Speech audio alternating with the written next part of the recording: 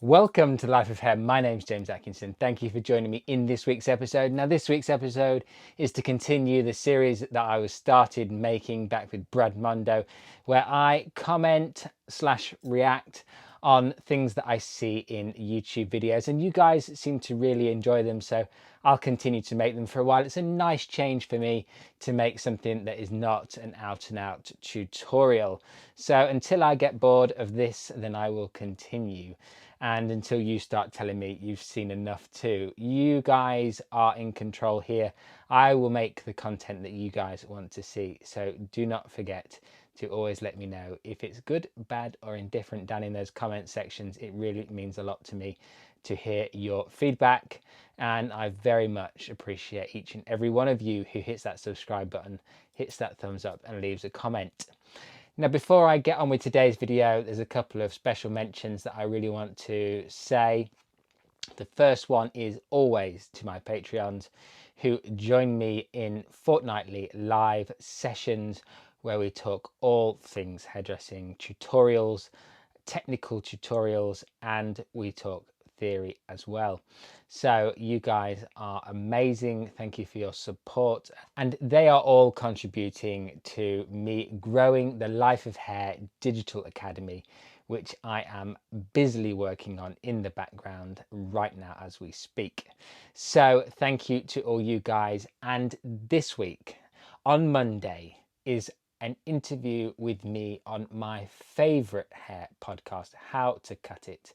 I have linked down in the description the How to Cut It podcast website, and it will be live on Monday if you guys want to go over there and listen to the fantastic Dom Lahane and myself have a wonderful conversation all about my starting a YouTube channel and where the inspiration came from and why I got around to doing it. So go over there, give him some support. It's a wonderful podcast. If you don't know anything about it, the How to Cut It podcast series is absolutely phenomenal. Guys, so I have here Redken color gels. It's a permanent color line.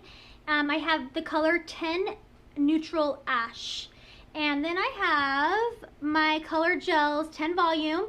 And I'm going to do this color to break the base on her hair. Okay, breaking the base. So I don't know if a lot of you do that in the salon, breaking the base, and that is where you use permanent color to lift the natural color, maybe just one shade in between, say, foils. When you've done a balayage technique and you want the overall base color to be lighter. Actually, if you saw the Guy Tang episode, he does actually do this kind of technique, not in the same way where he breaks the base and lifts it just one level, but Mandie's doing it in a slightly different way here, where she is applying it at the backwash. You'll see that later in the video. Out all of this bleach in her hair. I don't like saying bleach because it sounds improper. Her hair feels amazing. Like we just overlapped bleach over bleached hair. I don't know about you guys. I think it's quite old-fashioned when people say bleach is improper or I shouldn't use the word bleach. I don't think we should dance around what it is.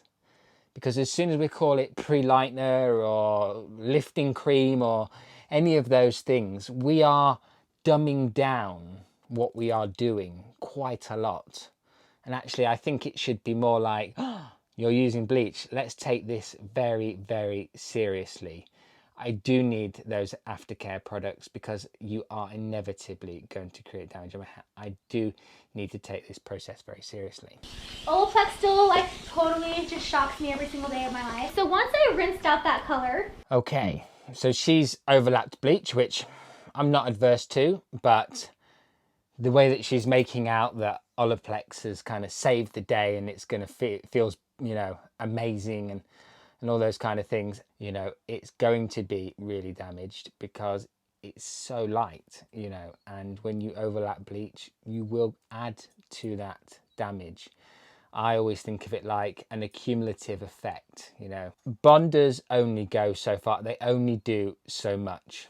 And maybe we'll talk about bonders at another time, but, you know, they are not the magic bullet.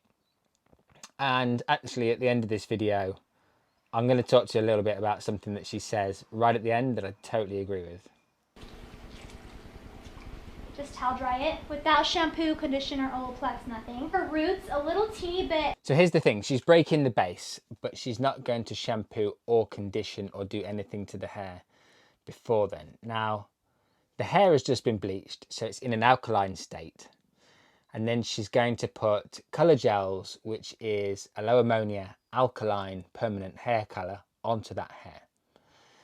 So it's going to be more powerful than it would be if it went onto dry hair.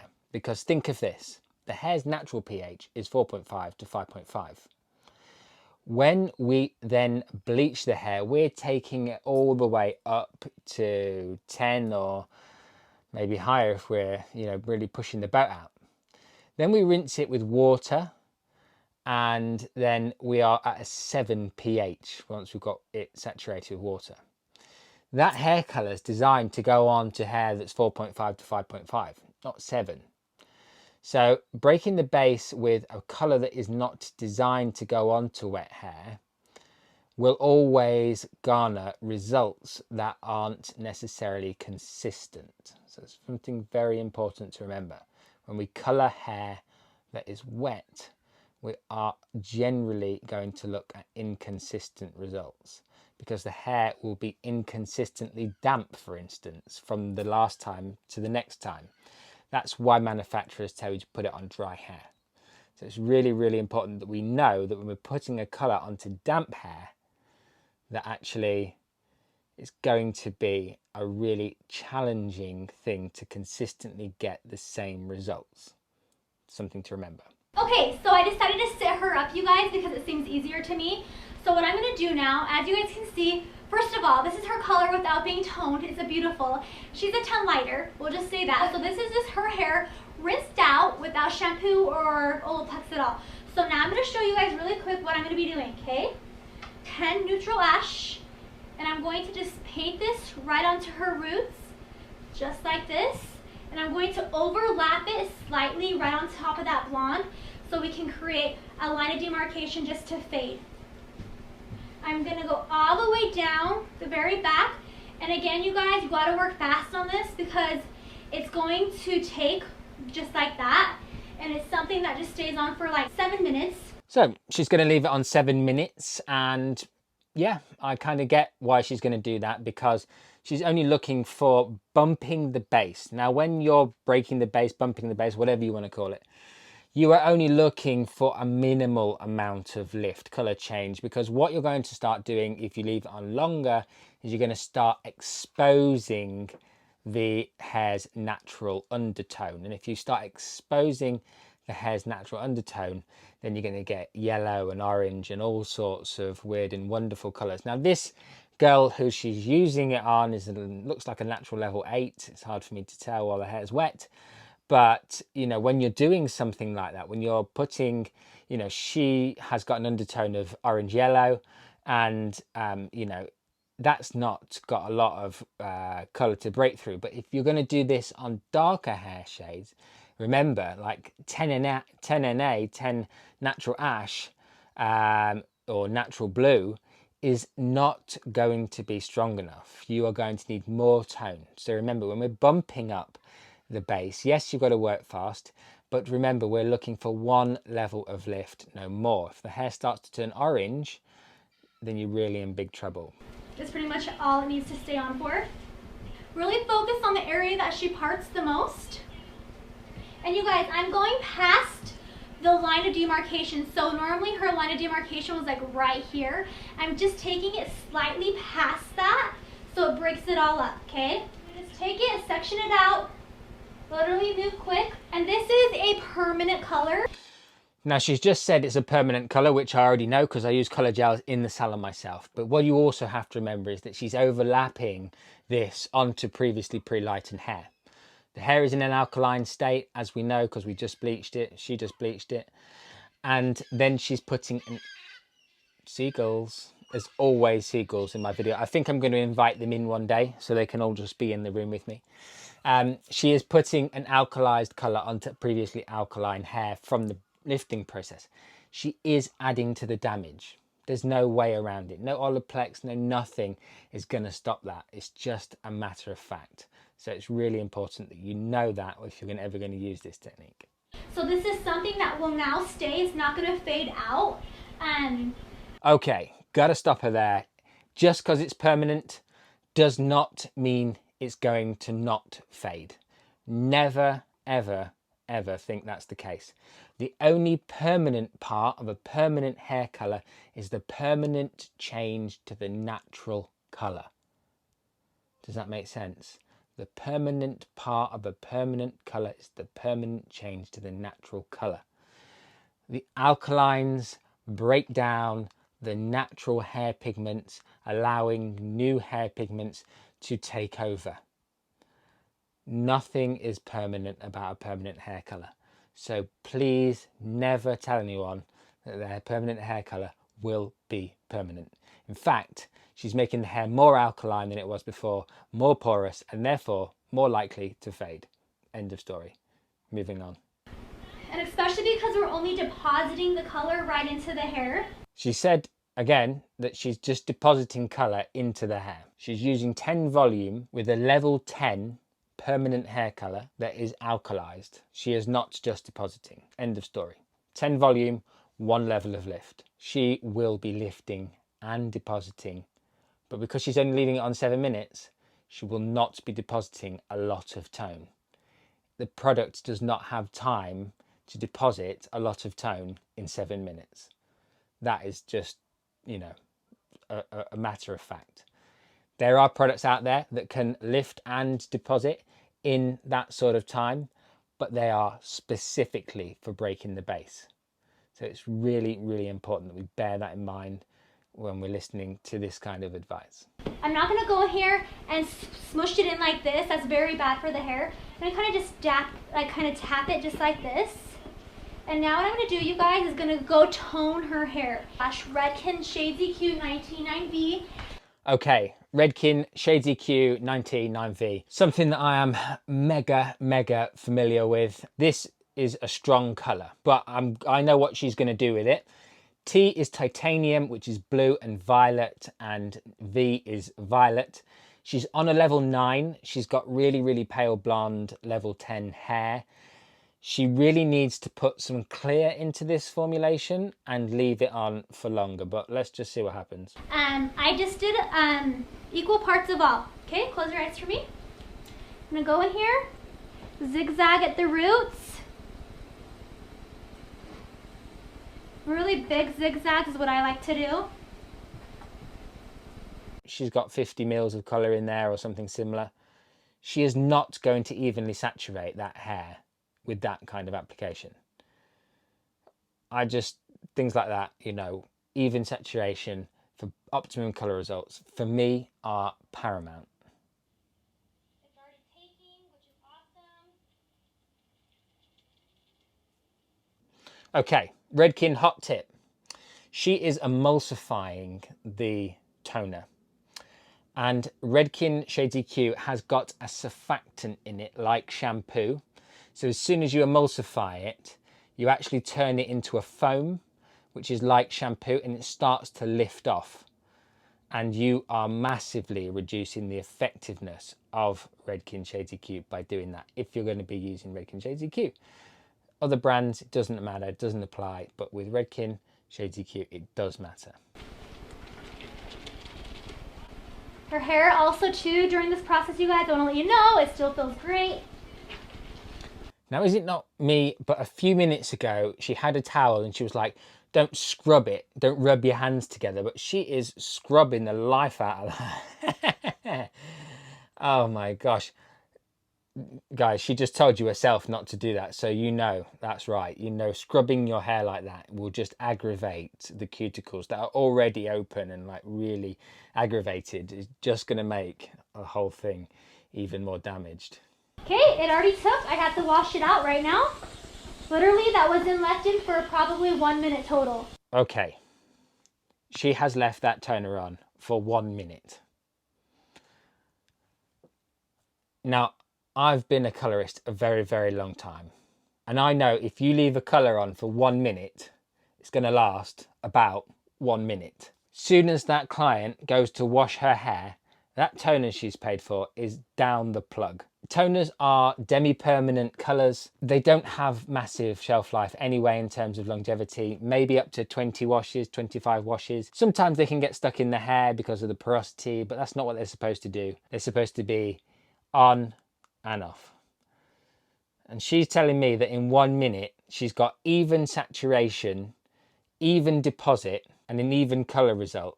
I'm not condoning that you leave your toners on for 1 minute. It is just not going to be worth it. It's a waste of products and it's a waste of money for your clients. Make sure you try and get it to as close as 20 minutes as humanly possible, because you're going to get the best quality of finish, the best shine, and the best result from any brand you use. The development times are there for a reason. And if you're getting darker color results than you were expecting with your toners, like she's saying, I've got to get it on and get it off, that's because she's not using crystal clear, which is to dilute it. And every brand these days has got something to dilute their tones down with, or they've got a level 10, shade that will do the job and you can process it for the entire time.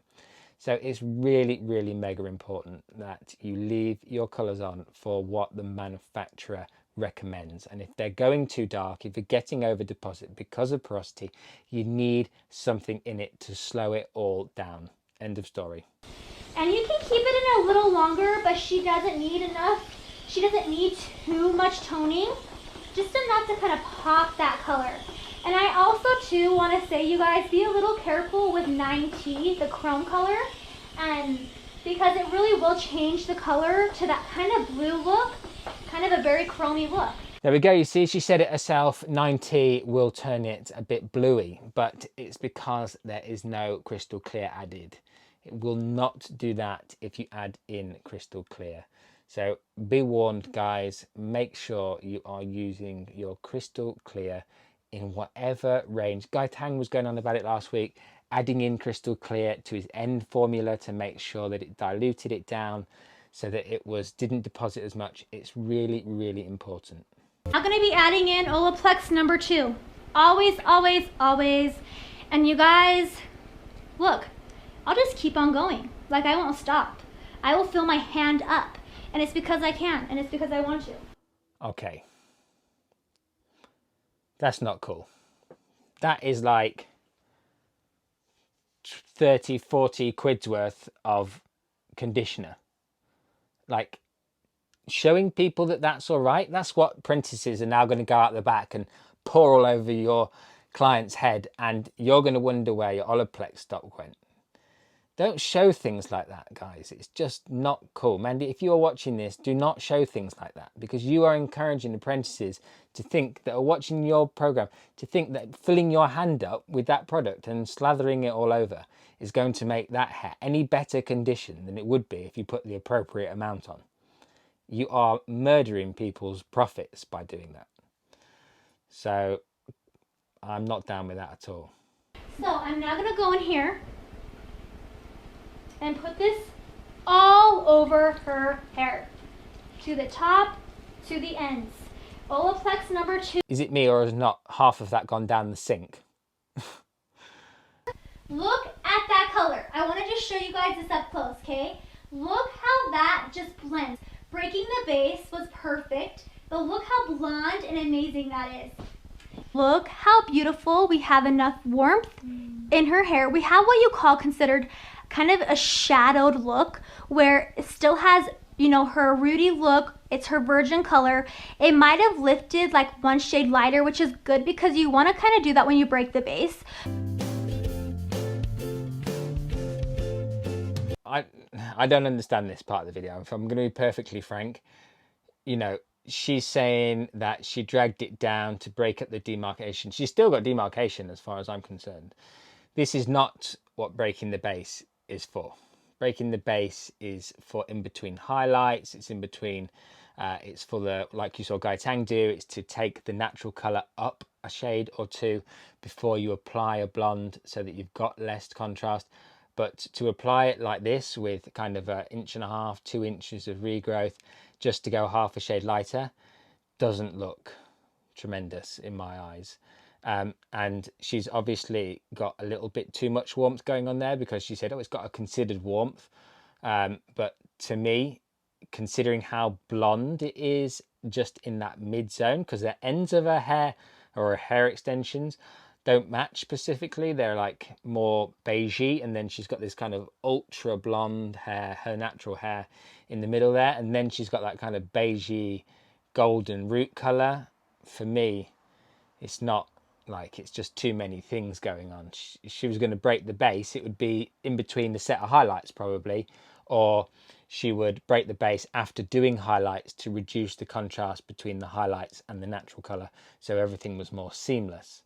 This for me is just another regrowth. It hasn't really got a shadow root vibe. It just looks like she's got a really warm regrowth. So personally, this is not selling this type of technique. If you've ever thought about doing it and been worried about it, this isn't the ideal way. I would love to make a video on this. I'm going to try and find the ideal candidate in terms of a client to do a base breaking video, because, and the only reason I've never done it is because it's not a very obvious result, and so therefore it's very difficult to convey on camera. I have tried, but I need to find someone with just the right hair color so you can see visually how beneficial it can be. We just did Olaplex number 1, Olaplex number 2. She's gonna go home with Olaplex number 3. Once a week treatment. I can't tell her how many treatments she'll get out of number 3.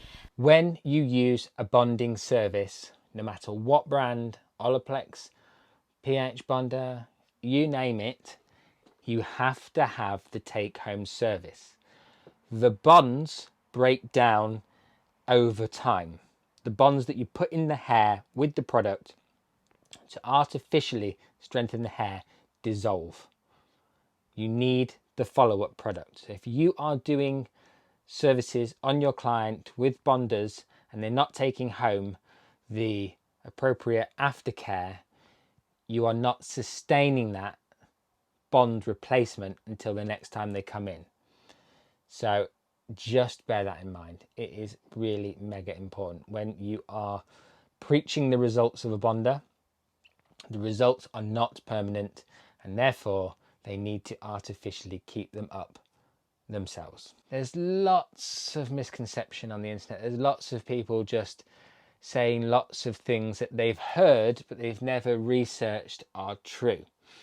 And that is my biggest problem with the hair industry and education right now. We are still teaching people through experience and not science and facts. What I mean by that is when you train to be a hairdresser, generally you learn from somebody else's experience. Oh, I use 1001 in Redken Chromatics to do Mrs. Brown's root tint.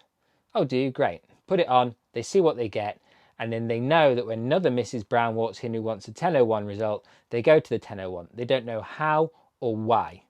And that's really what is going to change for me in the future. This is how we're going to drive the industry forward. We're going to know how and why right from the bottom up.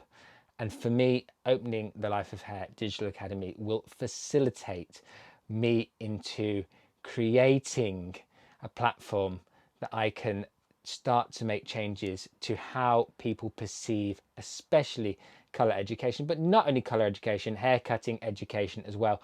We all really need to understand not just how, but why. I've been James Atkinson. This has been The Life of Hair. I hope you've enjoyed this episode. If you have, hit that thumbs up button, subscribe if you haven't already, and I will love to see you in the next one.